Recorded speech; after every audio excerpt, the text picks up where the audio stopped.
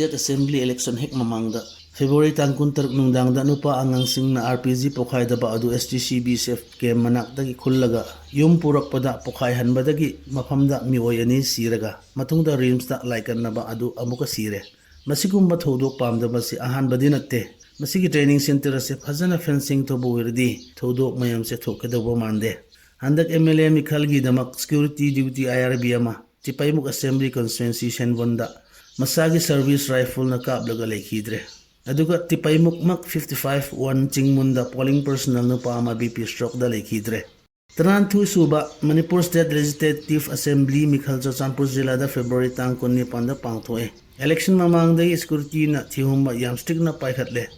SOO gi makhada leba underground kangbu nongmeiga mi ke arom phagat pangamle Nyom dadi SOO kangbu mayam se makhoi gi designated camp da lege do bani haire Churachandpur Jilla gi constituency taruk taki political party tungan badagi mioi kun trahumdoi candidate lepkhe polling station chahum yankhe ni panda miyam na bot thadana ki polling station khara da irang thukpada EVM machine thukai balei aduga supporters marakta khatna basu thokhi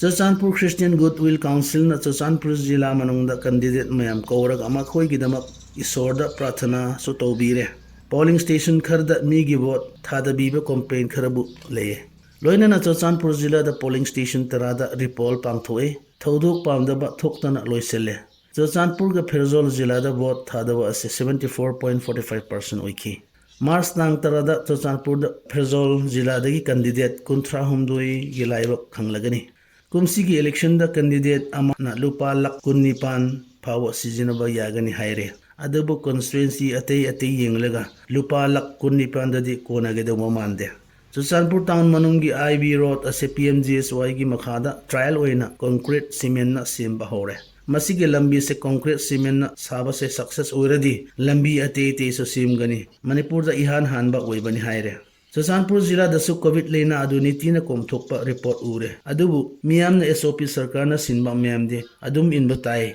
Marak sida scientist kangbu kharana corona wave anoba amuka lakpa yai haire miyambu checksin na leba darkar lei Churachandpur Jilla the election ga mari leina ba party kharadagi mini secretariat da thoduk thokpadagi maramda district magistrate Churachandpur revenue mafam loina curfew CRPC 144 matam kattana lauthokre Excise Department ga Churachandpur Police na election mamangai dagi Churachandpur town manung tungan badap habaju whiskey lupa lak 1.41 mamal rom thukaire Manipur se dry state uirasu zu se ekhoi pamba brand adum phangba yabam bhamam amani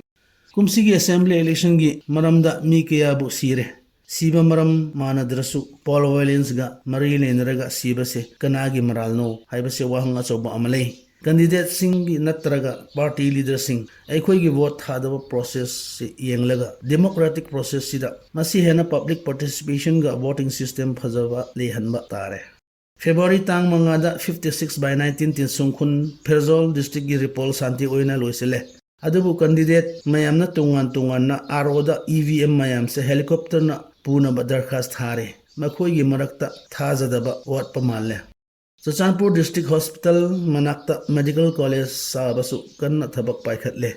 amaromda social activist amana PIL file toba matunginna District Hospital the manpower super specialist doctor watpa mayam palle Indian Public Health Standard gi makhada hospital amana phamung chani henba leradi doctor staff mayam suna lege dobani adabu Directorate Health Service na haiba matunginna District Hospital sina phamung 209 leye Marak sida doctor 72 nurse 55 hospital staff 78 lay